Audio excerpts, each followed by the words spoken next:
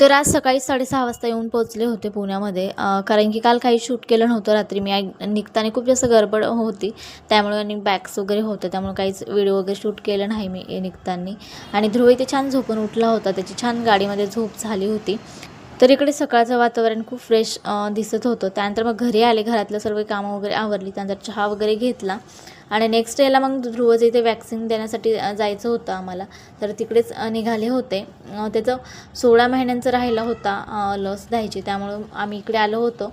तर इथे हॉस्पिटलमध्ये मग त्याला लस वगैरे दिली आणि मग घरी आले. घरी जाऊन ही बरीचशी कामं होती.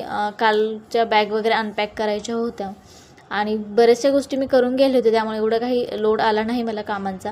नंतर मग जे काही साहित्य आणलं तिकडनं, डाळी पापड वगैरे असं सगळं ते व्यवस्थित ठेवलं. त्यानंतर मग भाजीलाही घेऊन आले होते एक आठवड्याभराचं यांनी. मग इथे ध्रुवही मला मदत करत होतं भाजी वगैरे क्लीन करण्यासाठी. मग मी सगळं क्लीन करून फ्रीज वगैरे आवरून ठेवलं आणि ध्रुवची इथे असे मस्ती चालली होती आणि तो कंटिन्यू आता इथे येऊन उभा असतो आणि पाऊस येत होता, तर तो सांगत होता मला की पाऊस येतो. आता बरेचसे शब्द तो बोलायला लागला. चला तर भेटूयात नवीन